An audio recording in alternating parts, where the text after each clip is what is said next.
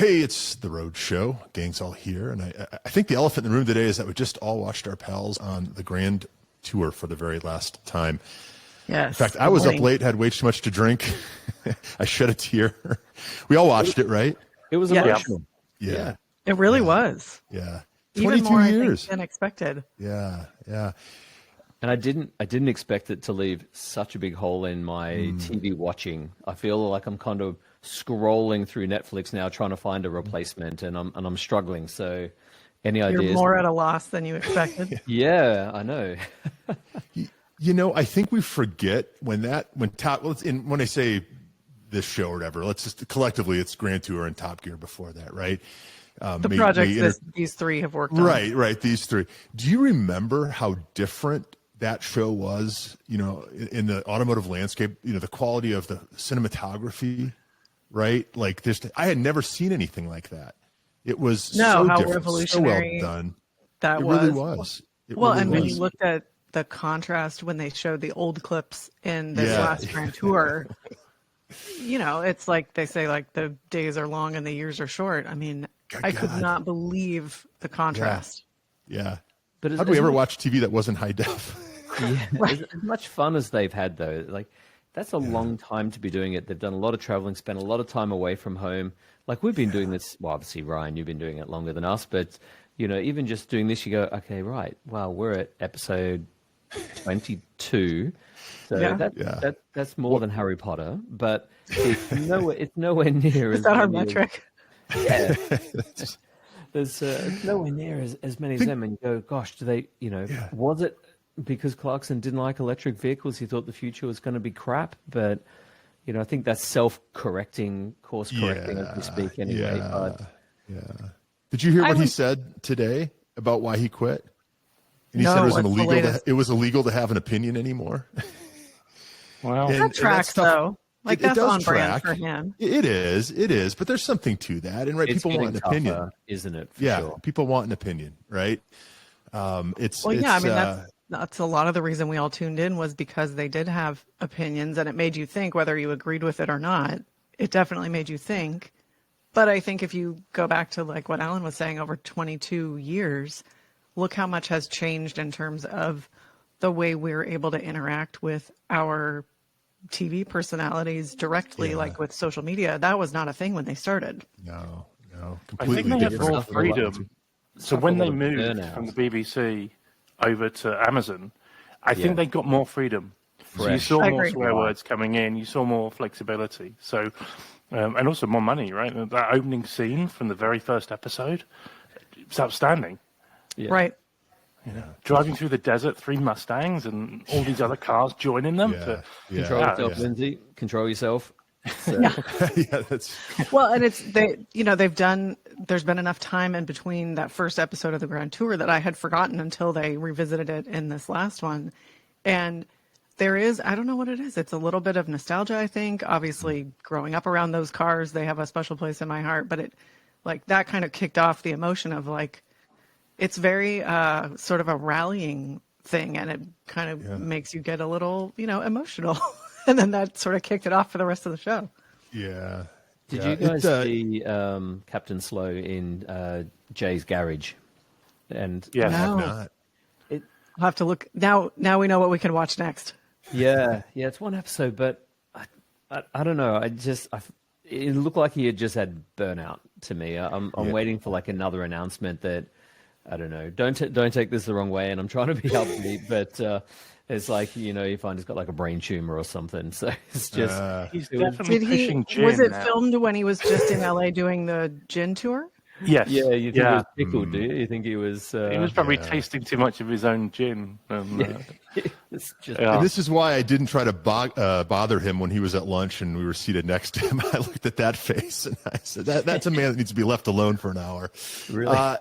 But think about that, 22 years. I mean, that's 1 year for each show that we've done here. And it takes a lot out of you. And I can't imagine with the world travel and just the complexity and a crew of 30 or whatever they had, you know? I mean, and to see that contrast to that first show and the last show, and they're still the same people, but they're not. And this is 22 years of doing something you love, right? This isn't 22 years of sitting in an office. Right? Like, this is 22 years of maybe the best job in the world. It still took a toll. But I think too, you know, as far as like coming full circle or coming to its natural end, you know, what I was getting at with that comment about when that show was new, it was revolutionary. And then, you know, over the years, everyone is doing what they did, right? So how do they stand apart, right? How are they edgy when cameras have gotten cheap? Everyone's shooting in that style, right? I mean, it's just the access to that stuff has changed. I mean, when they started, they were shooting with helicopters, right? Now they're doing that with drones. You and I could do a lot of what they're doing, right? I mean, it's so I guess how, you know, you can keep doing it, but how do you keep excelling, or how do you keep staying above everyone else? I think there's a couple of things in that, though, isn't there? So there's definitely, we all know that there's great chemistry between them all. So they've got, you know, they're all relaxed around each other. They've got, you know, great repartee. Obviously they have bigger budget as well, and you know, they get better access to cars than maybe a lot of us do, and that is opening up as well. Like you look at Mr. JWW, you look at Shmi, you look at you know, Chris Harris. Those guys are getting equal access. So maybe it was getting a little bit more competitive to stand out. Maybe that was one of the contributing factors where they went, how do we reinvent this? Because you go back and listen to some of the conversations around, you know, the sort of the spitballing of ideas in the BBC, you know, Dunsfold office, and they could be creative, they could be different because there wasn't that much out there. Everything they did was almost new. Now it's getting tougher to be different as well. Well, and that was one thing Jeremy said too. He said, listen, we've done this for 22 years, you know, countless episodes. How do we keep it fresh? Like at this point, like they felt like they had done everything. About that, you go, okay, gosh, if we had an opportunity to do a pilot, what would we do? I've got some great ideas, so I'm ready to talk. So they just needed you on the team. Ooh, they've said that the Grand Tour is continuing, but just without those three. Yeah. So to maybe get those ideas through a lawyer and get them to Amazon, and I'm available. Yeah, I think we all are.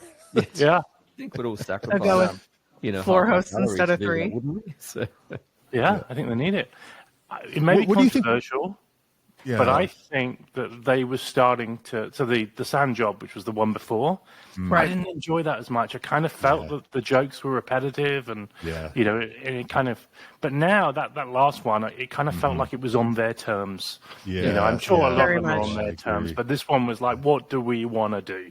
So I'm a bit of a purist. Like, if it's a car show, I want to talk about cars. I want to learn something about cars. I want to see cars. And so, whilst I was sort of head deep in Rivian, I didn't get a chance to watch much of Grand Tour when it all sort of first came out. So I said to my son, right, I'm going to sit down. I'm going to start watching episode 1, 2, 3. I'm going to work my way through and follow the story. And I got to episode 3, and I went, do you know what?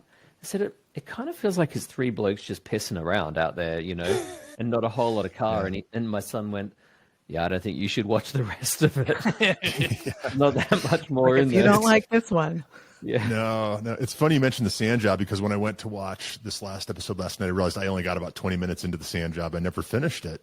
You know, it just was a blip on my radar. And so I guess that said, what do you think was peak Top Gear / Grand Tour? Like, what do you think? When do you think they were at their absolute best? I don't know if it was one of their travel videos or. I don't think you could call it a peak. Yeah. I think they constantly reinvented it from different challenges, different, you know, road shows, different, no pun intended, you know, different sort of traveling tents and stuff like that. I don't think there really is a peak. I think it was pretty good start to finish. Yeah.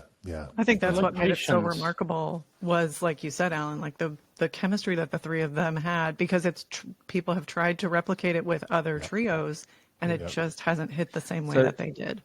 Sorry, Dan, go on. You say something, then I'll jump in. I was just going to say the locations. For me, it took us to locations that we wouldn't have thought about. It was Bolivia and going into the sand dunes now. Yeah, it was escapist. And anyone I think that's fancy Manx Myers and hit the desert for a long weekend? Well, as a matter of fact, I do. I know a guy. Yeah, right? Dan knows a guy. Let's make it happen. So, and the fact that we're also the Freeman Thomas episode, he was just on the Smoking Tire. I'm halfway through that. It's so good. It's So if you've not seen it, watch it. His first job at Porsche was working on the 959. I didn't know that. I'm like mind blown about that. Yeah. Can you imagine starting with that? Right. It's like, if you've not seen it, it's the Smoking Tire and Freeman Thomas, who has designed all sorts, but that's a standout. Nice. The fact that we're all talking the so much. 959 was his first one. He didn't design the whole thing. He worked on it. Okay. Yeah, he was So part he of joined the the team. team. Yeah. Nice. So I'm suggesting then, just to test the chemistry between us, I think we all need a weekend somewhere, and we all go get blotto. Who's in? Are you suggesting we film it, or? I think Drive all day. I think we vetted before we released it. There's no live streaming going on, so Yeah. When Jeremy had that bar set up of 70s cocktails. Yes. Oh, I love it. What was the name? Now we kind of know what was fueling this whole thing. Stuff or something. So That was amazing. It was the fact that we all have so much we want to say about these guys and this show just means, that this meant so much to us. I mean, I don't think we'd be here today if it wasn't for those guys. I think that, it was of them that, half of the car podcasts and, most of the car, television shows were born. I mean, it's just I think their influence can't be understated. And I agree. Yeah. You just can't fill those shoes.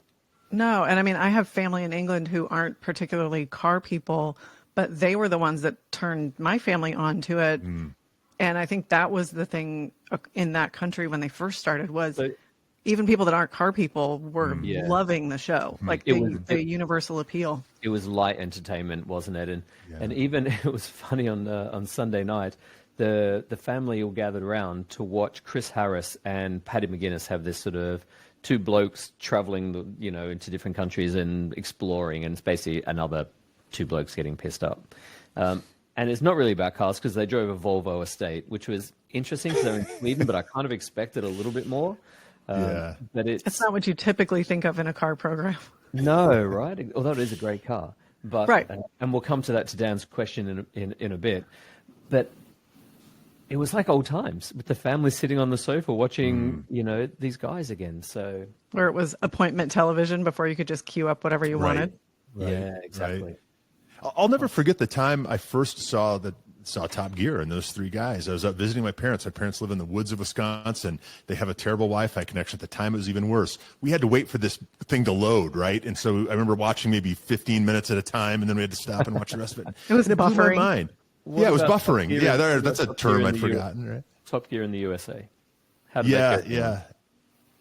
Oh, should we pour them a drink and move on, or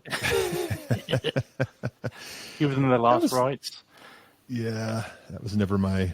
Yeah, they were trying to be serious car guys, weren't they? I think. Yeah, we needed the irreverence. You got to give them credit for recognizing, how much we all love that show and trying to bring us something similar. There you go, Lindsay. Well done. We won't say we fucked up, but you play it right. Yeah. So I wrote some notes down watching last night's episode, or the show that I watched last night, and I just want to list these off because these are my takeaways, and I'm just curious to discover if you're kind of on the same page here. So these are my bullet points. That opening bridge at the beginning of the episode, like how incredible was that? Yeah. Jeremy's walking across the suspension bridge. It's like in the shot, this opening shot was just amazing. Yeah. It was very evocative. And it's just evocative. It just reminded me how beautiful the series had been shot. Also, Zimbabwe looks lovely. I'm sorry, I'm going to mention it again. Clarkson's belly. Maybe that was getting in the way of filming. How? I'm a fine one to talk, but it feels like at this point, with the amount of television that they have given us and the amount of entertainment, he's sort of one of those like treasured relatives. And so I kept going, please take care of yourself. It's hard to see at this point. My wife called it out so often. It was like, yep, we get it, but move on. It's amazing. How? Well, he owns He's clearly not working on his farm, is he? Yeah. If he was working on his farm, that would be gone in no time. Well, I think the reason that's not any belly. That's a Hawkston belly. That is. Yes, exactly. There you go. Well, and I think it catches women's attention particularly because if you've had a child, you're like, wait a minute, this isn't supposed to look this way, or something's not right. It's very Buddha-like. Also, I was struck by how much I was drawn to Lancia's Monte Carlo. It's a car that was hardly on my radar, that we never really had in the States, and what a good-looking, if maybe poorly constructed thing that is. Yes. What a cool-looking car. Yeah. Is this something any of you grew up with, around, or? No, but the show made me, I was sitting there going, well, that's on my list now, I guess. Yep. Yeah. There was an era, wasn't there? Because it wasn't there the Scorpion. It was The Scorpion. similar looking We had thing. that. Yeah. And then, obviously, that must have at some point the 037, right? So the rally derivative would have come at some point. So there are design cues that have gone through that. So, right. But yeah, they had a period where those cars were just beautiful, but you just wouldn't want to drive them long distance. This proved that works, doesn't it? I just don't know how many spares are in the truck that was following them. So. Oh God, yeah. A lot. I had a note here about the VW gimmick. Off the cliff was really dumb, but the Rimac joke was not. I appreciated that. I thought the Dutch painting joke was funny too. It's three of them hovered around the table. Jeremy Clarkson, he needs more friendship bracelets. Are we all on the same page there? Obviously. I concur. How many Taylor Swift concerts has he been to? I'm Clarkson-inspired fashion. Also, anyone catch James May's Joy Division T-shirt? And then the fact that he played Joy Division, I thought that was cool. Although I've never seen one of the shirts in white. I've only ever seen the shirts in black, which I thought was interesting. And now you know. The music all the way through, I thought, was really well picked. And the difference between the BBC and Amazon is there's a license thing with the BBC where you can play any music and not have to pay for it. Whereas with Amazon, you have to pay for it. So that would have been another big budget item, right? Dire Straits were in there at the end, and Joy Division. Yeah. So I thought the music was excellent. I agree. Good. So good. Added so much throughout the series, right? Or both series, right? And the good thing is that goes hand in hand with driving as well, doesn't it? You put music on if you're not listening to a podcast, you're listening to tunes and, connect with your journey and lose yourself. So because it makes it a moment. It's like the music and the road you're on and the car you're driving. It's is your the personal whole space. thing. You can put on your guilty pleasure. No one's going to heckle you.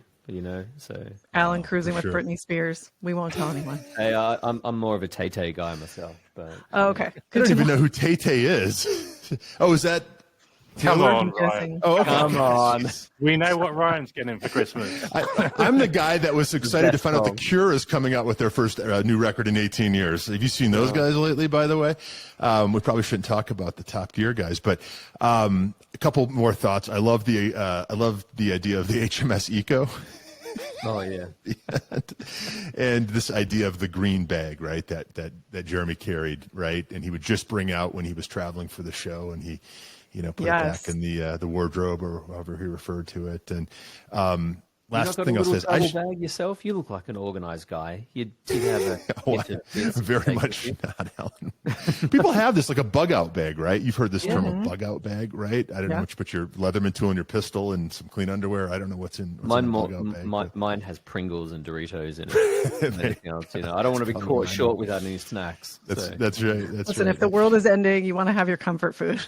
That's right. Well, and I guess I'll leave you with it in my notes. I shed a tear at the end. I cried a little tear. I cried a little tear at that last scene with that Dire Straits, right? With them returning to that tree and everything. I'll admit it. That the show meant a lot to me over the years. Inspired me in a lot of ways. And for sure. Sorry to see it come to an end. So, well, and what are we watching next?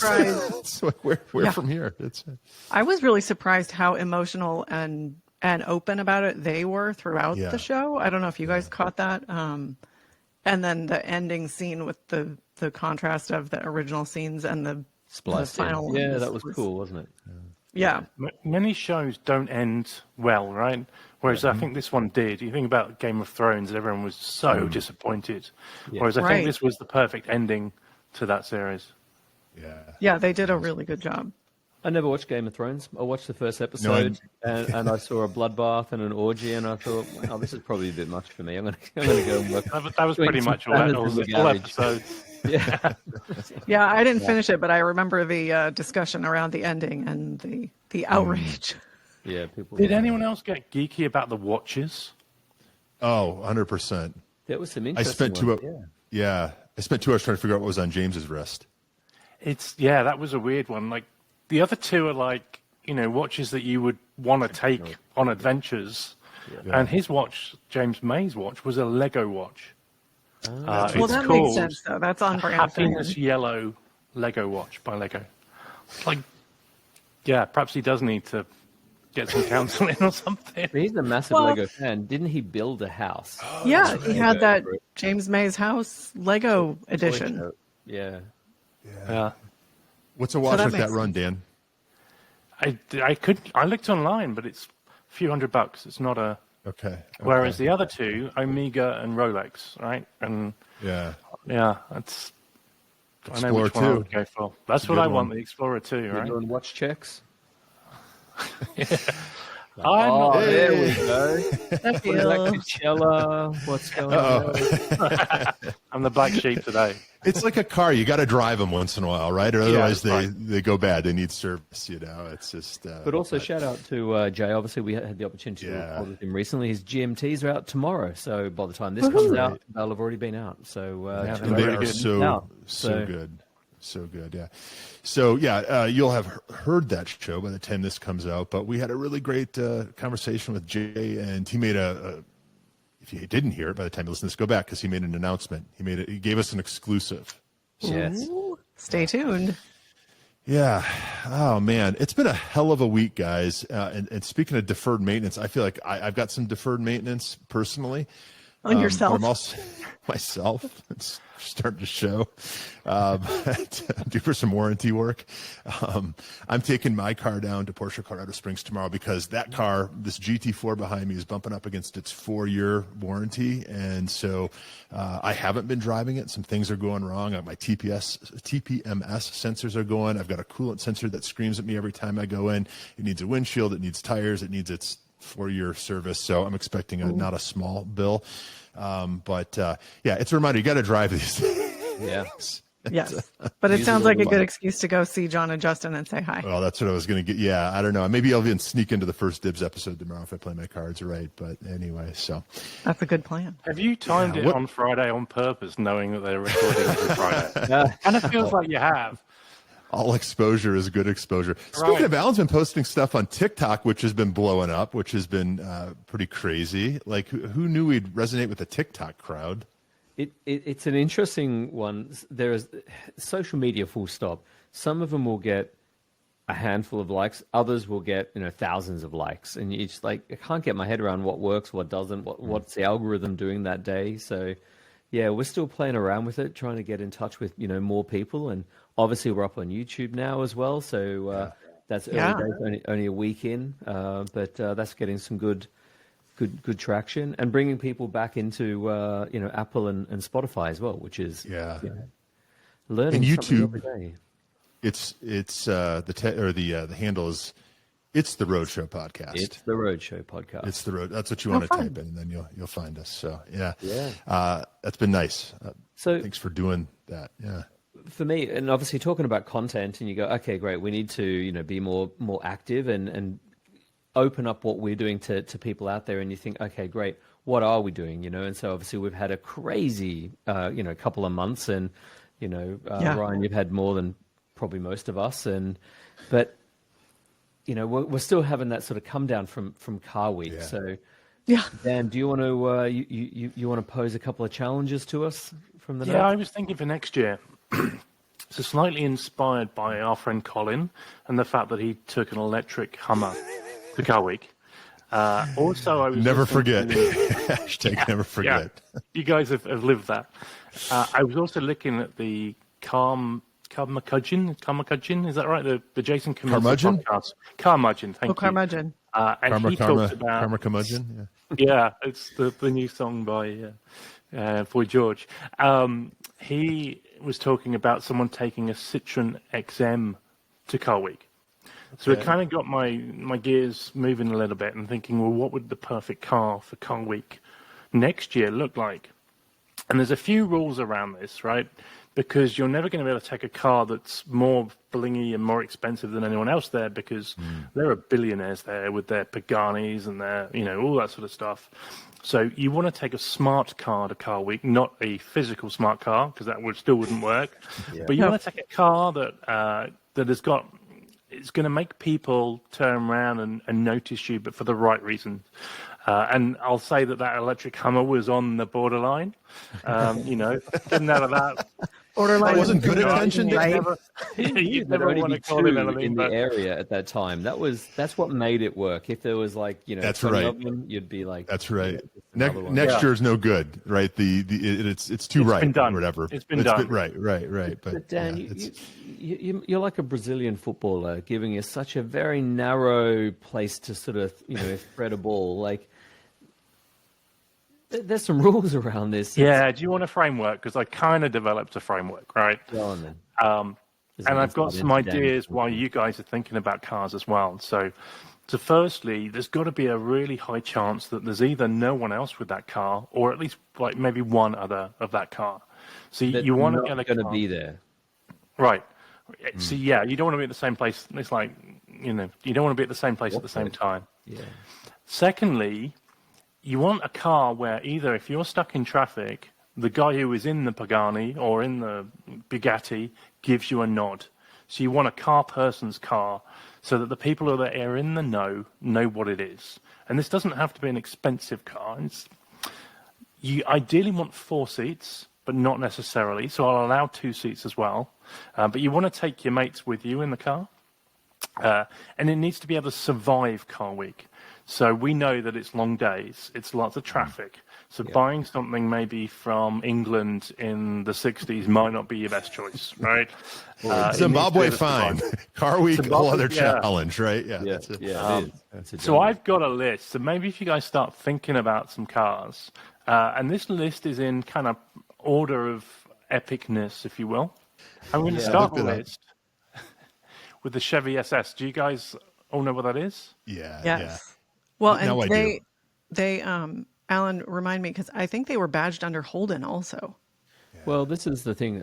So on the search, there's 2 different types. So you've got an older, heavy metal kind of version, and then they rebadge the new Holden Commodore as an SS. So they have an SS. Wipe myself out. They have an SS in the in Australia, but I don't think that's the SS you're referring to, Dan. Are you? You're talking about like the 60s one, like a 2015. Type. It's a modern one. So, a modern one. Then. Yeah. So to anyone, it would look like a Malibu, right? But to those that know, because I think they've got a Corvette engine. Does that sound right? Yeah. I think so. Yeah, because you wouldn't know just to glance at it. But if you hear one started, immediately you're like, wait a minute, something's not right. Calling it a Malibu is such an insult. Really. So, we can go down a whole rabbit hole there as well, right? I think we just alienated half of Australia right now. Yeah. So moving on, the second car I've got is the Volkswagen Phaeton. Is that right? W12. Oh, Phaeton. Phaeton. Yeah. That's what we say. Phaeton is a good one. We call it a Phaeton on Taco Tuesday. Little sauce on that. You're good. Yeah, that's the Volkswagen Phaeton W12. Because if you don't know, you just think that's a Volkswagen. Yeah, that's such a good car. It's an engineering marvel. That car. It is. Yeah. Wait, do tell. Are you being kind, Alan? No, it's genuinely. It's an insane amount of. It's almost like an engineering research activity. There you go. VW in terms of ride, power, NVH. It's As an engineer, would you touch one with a 10-foot pole? I wouldn't use my own money, but for what they came out for and now what they cost, it's a lot of car for your money. Yeah. And that technology and design has fed into a lot of other very boring VWs, but it's still, it was quite a phenomenon at the time. I remember when those came out. I remember seeing them at the LA Auto Show when they first came out, and I think it's too bad because I think, like you said, Alan, it was such an interesting car. I think people stumbled over the price for a VW. It was trying to be like an S-Class equivalent, but no one would. It didn't carry the badge, so no one's going to pay the money. So which is too bad. Those up for like $20,000 now. Yeah, and put another and win college, right? Right. I think mean, too, you probably put 20 grand worth of fuel in it, but well, that's I think the issue with that car too was that you were buying into the Volkswagen dealer network. So you were buying this, I think it was close to $100,000 car. It's kind of like the issue that Genesis has, right? Or, this idea that you're sharing a waiting room space with someone with subprime credit, basically, right? And this is from someone who just gave up a Volkswagen. But they're amazing things. But I think, too, the other hit against those was they were basically the A8, right? But you didn't get the aluminum body and all that. So, well, and that was a lot of the reaction of like, well, wait a minute, if I'm going to spend this money, why wouldn't I just go get an A8? Yeah. If they'd only made and a now wagon. you can buy them cheap. Yeah. Wow. So the third car, I've got 4 on the 4-door list. The third car is the Aston Martin Rapide. Ooh, it's another one you can buy for you? pennies. Yeah, and those are so good. And there's a good reason for that as well. British badge. Yeah. Come on, where's your national pride? Come on. Yeah, I've got a Holden on my list. Don't worry. So, okay. No, there we go. Don't call me English. So. And then finally on my 4-door list, the Range Rover Evoque Cabriolet. Oh, ooh, that's playing with fire.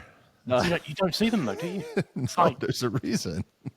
That's like someone looking over, and when they look at you and give you a nod, they're not saying "good choice, my friend." It's a nudge and a wink in another way. I think so. that's Would you do that over a Murano convertible? I was gonna say, same difference, right?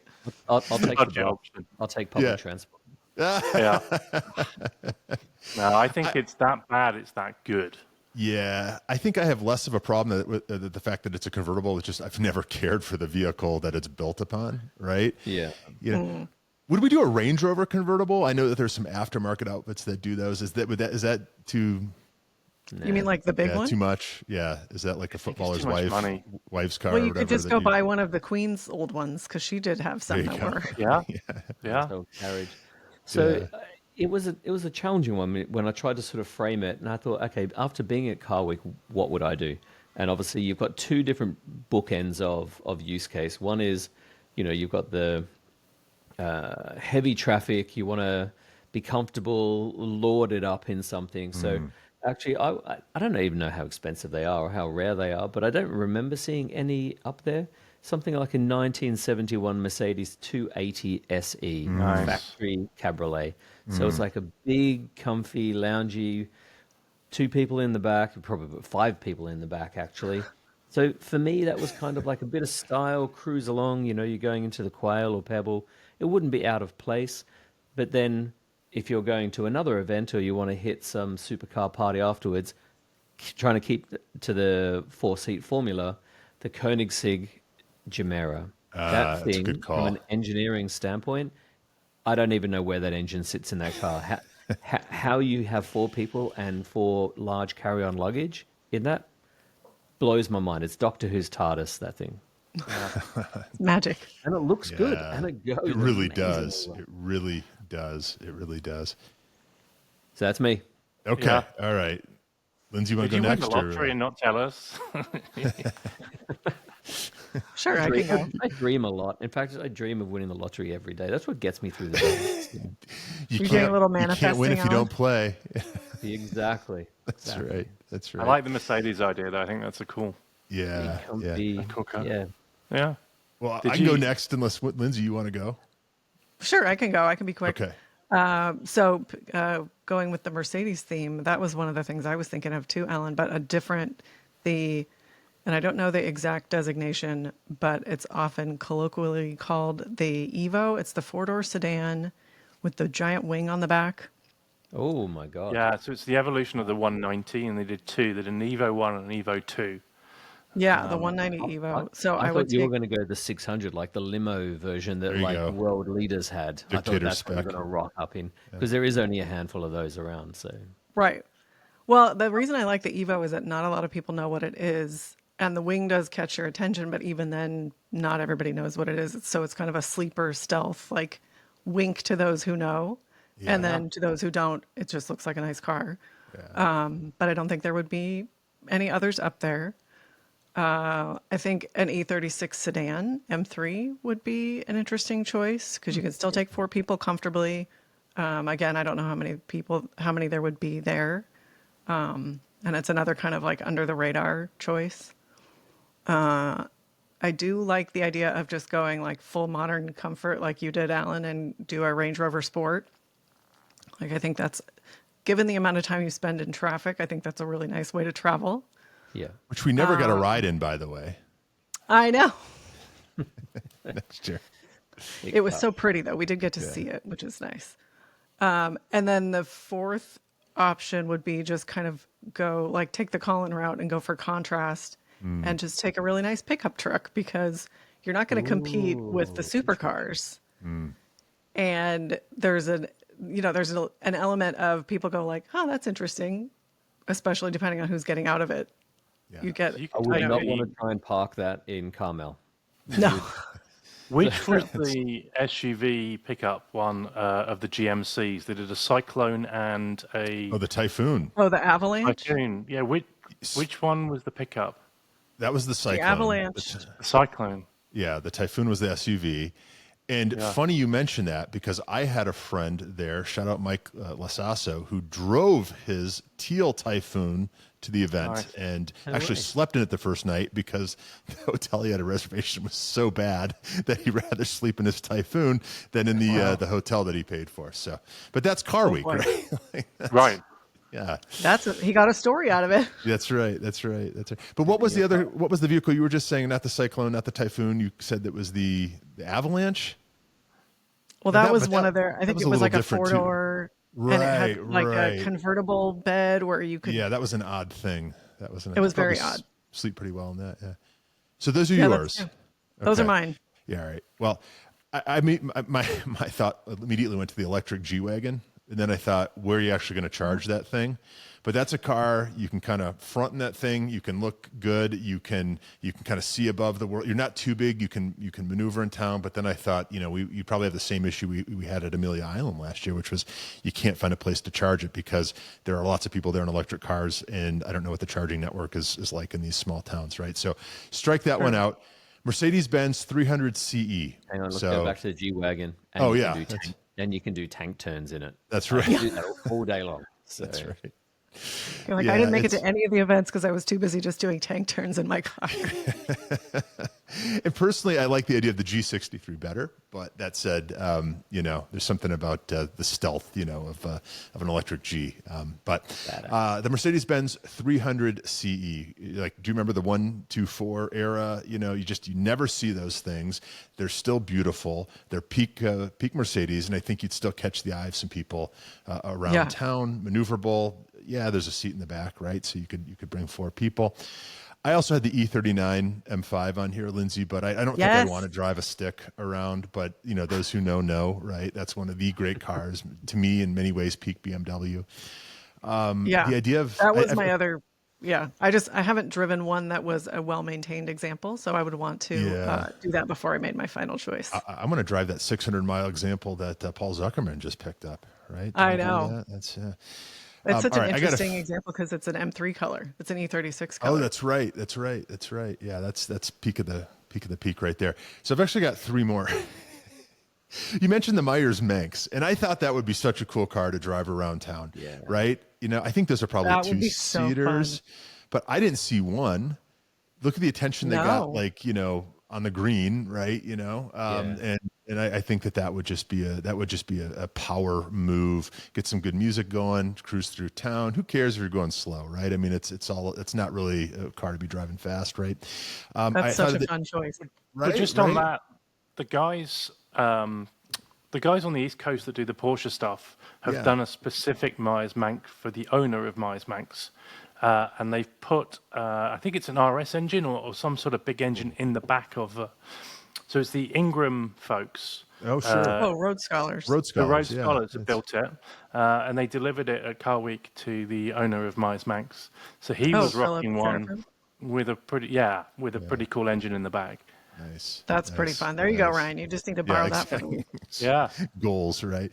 I thought too, maybe some like 70s American luxury car, like tufted velour, Corinthian leather, 27 feet long, but doors that are, half the length of the car, might be just full pimped out, whatever, right. 70s, horrific, 110 horsepower wheezing V8 because you're just kind of cruising around anyway. But I have a car, guys, that just blows all these out of the water, that has a connection to the Peterson Museum, that if you ever showed up and you would own the week. I don't know if you know this car, Lindsay and Alan, but Dan, I know you know this car. Last time I checked, it was in the collection of the Peterson Museum, the Buckminster Fuller Dymaxion. Do you know this thing? My God. Look that one up, Al. I know everything about it now. Do you want to educate these guys a little bit? Buckminster Fuller, he was, I think, kind of an odd guy, but he was known as the father of like the geodesic dome. So do you remember like in the 60s and 70s, there was that like bit of a tear where people were building these things from kits. And well, he made a car, and all I can say is Google the thing. If you it was at Ocean Avenue. If you wrote down Ocean Avenue, that thing, Lord. done and done. And it would seat all four of us. So, you know, Dan, you've got the ins at the Peterson. Maybe that thing needs some exercise. I'll pick the phone up for next week. Like we were saying, the watches need to be exercised. The car needs to be exercised. We'll make it happen. How about that? How would you describe that, Alan, seeing it for the first time as an engineer? I can't unsee that. I feel broken. In a good way? No, I feel broken. Yeah. It stands for everything that I don't. So. They say, though, that is the thing that inspired the minivan many years later. I don't know if that's true or not, but just the way the thing was packaged. Really? It's let's call it a styling exercise or an engineering exercise. I don't know. It's like they saw a Gulfstream and assumed it was different at the other end. Like it's I might get banned from the Peterson for this, but it looks like a suppository on wheels. I don't know what you're sticking up your ass, man. Check out this rolling. You know that thing's about 12 wide.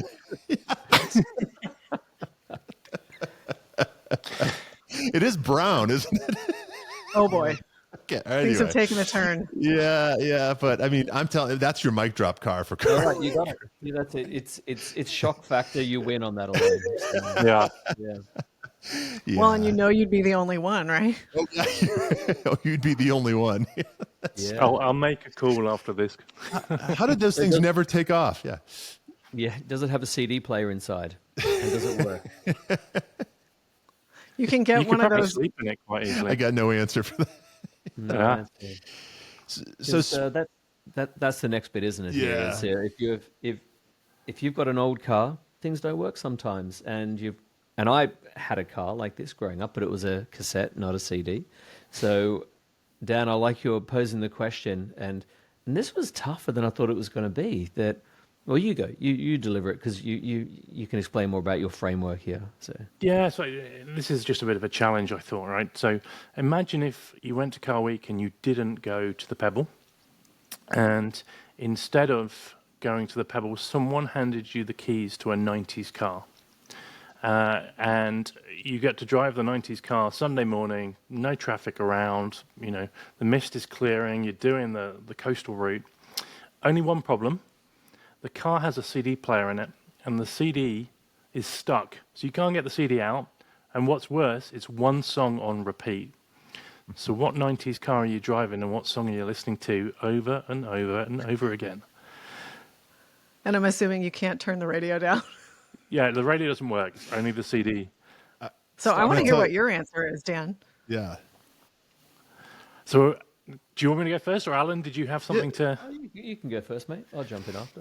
So I am driving a 964 RS America. So these are the 701 that came to North America. And I think I'm listening to Money for Nothing by Dire Straits. That's a great choice. Nice. I like it. And this is a 90s car? It's got to be a 90s car, yeah. 90s car. But the music can be from any genre. Okay. So, don't take offense, Lindsay.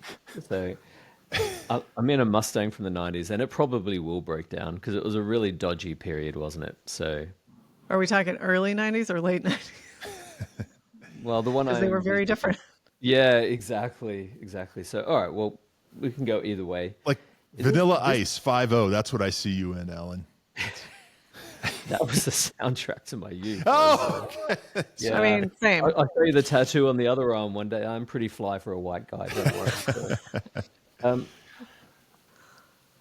I tried to be scientific approaching this and go, okay, right, so you got a lot of time in the car, so you want a song that's really long. And so I started Googling long songs, and there's some 23-minute songs out there, and they're pretty shit. So I don't know. Jethro Tull.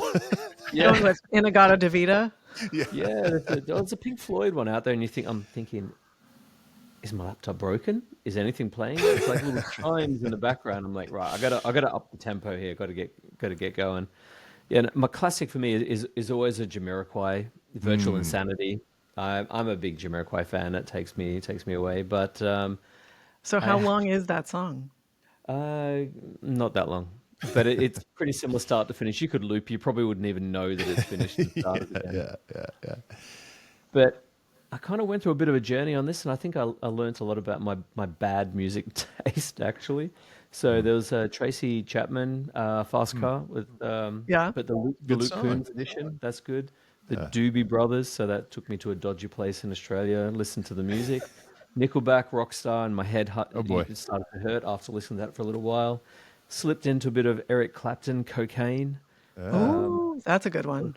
But I ended on a bit of fun, and it was Escape, the Pina Colada song. So, Oh, God. I know, right? I didn't know who sang that. Private space. So. Yeah, interesting. Rupert Holmes. Okay. Oh, right. That's awesome. That's fun, though. That is good. So I'm not sure it is good, but thank you. Appreciate your. That's where I ended up. But that's hard to follow up, Alan. Well, I think when you go to things like ZZ Tops or Dire Straits, if it's too upbeat and it's on loop, you're going to mentally fatigue yourself. You're going to be driving hard, rocking it out, and then very quickly you're going to go, oh shit, I need a rest. So I tried to pitch it middle of the road. So. Well, and when you think about the road that you'd be driving and kind of the rhythm of the highway there along the coast, you're right. You want something that's not going to compete with that necessarily. Yeah. Okay. I'll go next, but this is going to be hard to follow up. I have one car and I have one song, and that's a Ferrari 512 TR with whatever the theme song to the Outrun video game was on repeat, right? Like that song never ends. That's what I would do. 16-bit song or something? Yeah. You could play it on your Casio keyboard. Yeah. I'm not getting a lift with you. So are you doing a shorter route then, Ryan? I don't know. I just like the I don't know the thought of that, right? Like the vision of that. Yeah. You're going to drive it headfirst into a wall just to stop it. That's and we're done. Speaking of cocaine, Lindsay, please. Go on, Lindsay. Round us off with an epic one. All right, so I have a three-way tie, and it would just depend on which keys I had access to at the time. So one of the choices would be an E36 M3 sedan. That's my track car, so I have a soft spot for those.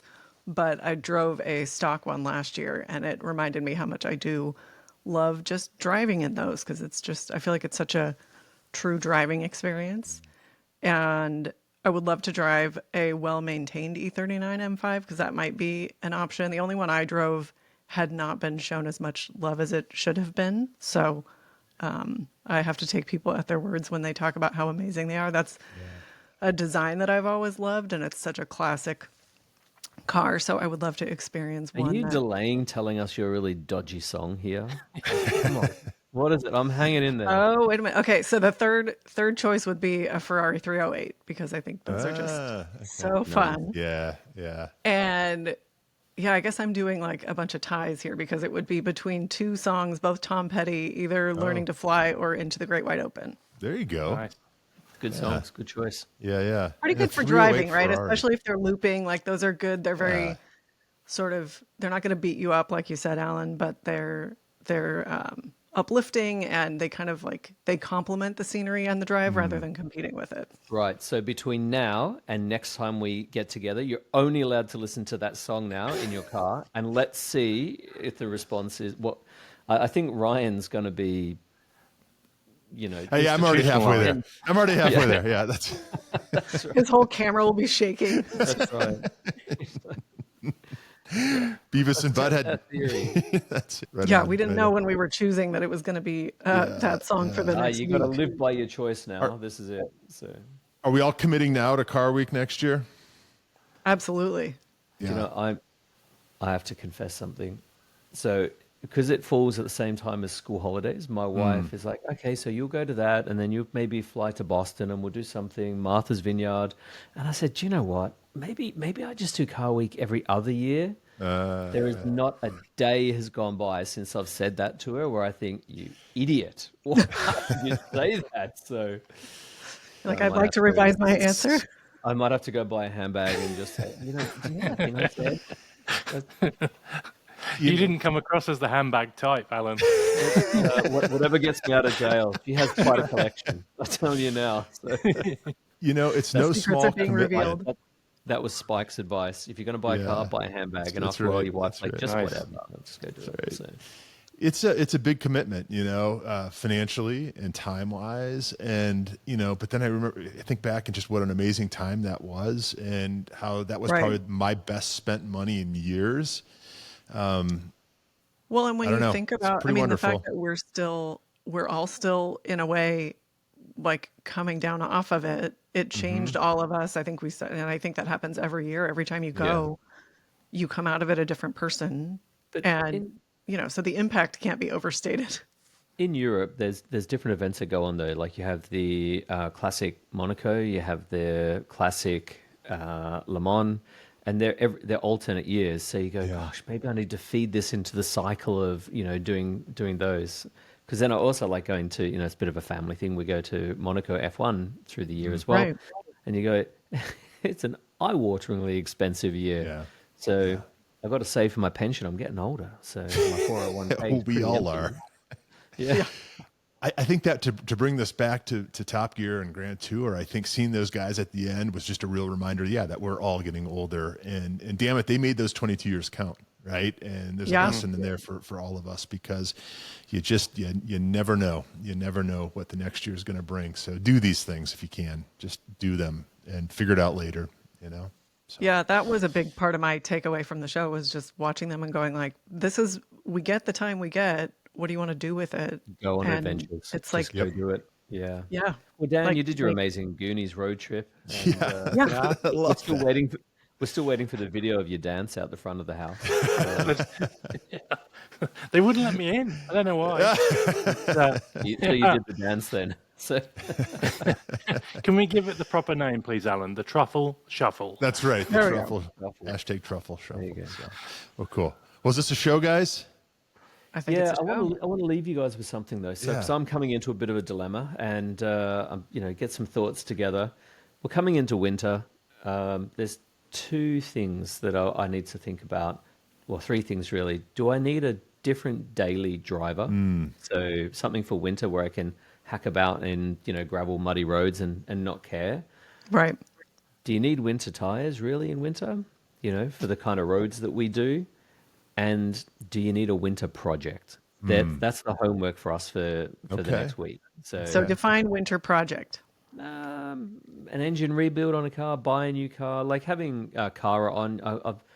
I'm having bad mission creep on auction sites, looking at different alphas, and you go, let's be realistic. If you get that, you want to do an engine build, a suspension, update, maybe a body cleanup.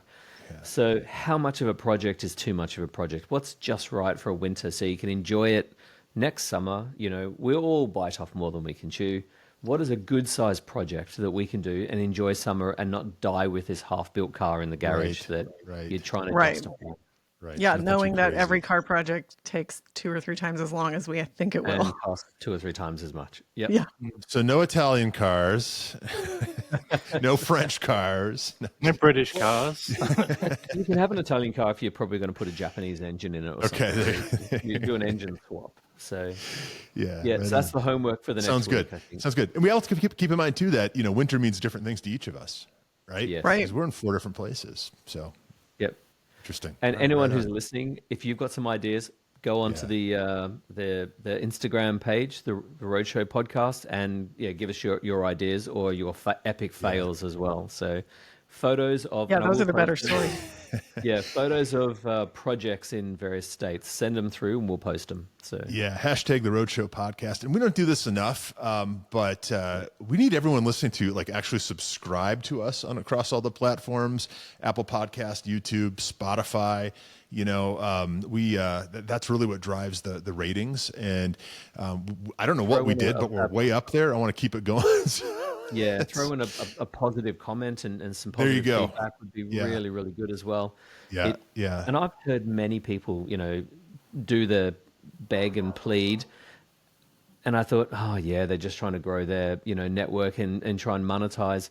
It's not even about money. It's about just getting visibility on the platforms, isn't it? That's it. So, please help us. Please follow. Please add some positive feedback. Yeah. And please repost. And we'll do as much as we can to try and entertain you. So it's very much not about money.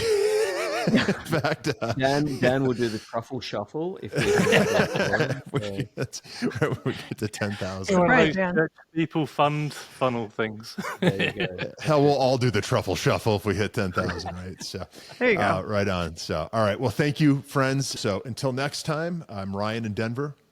I'm Alan in England. I'm Lindsay in Seattle. And Dan also in Seattle. We're the Road Show. Goodbye. Thanks, everybody.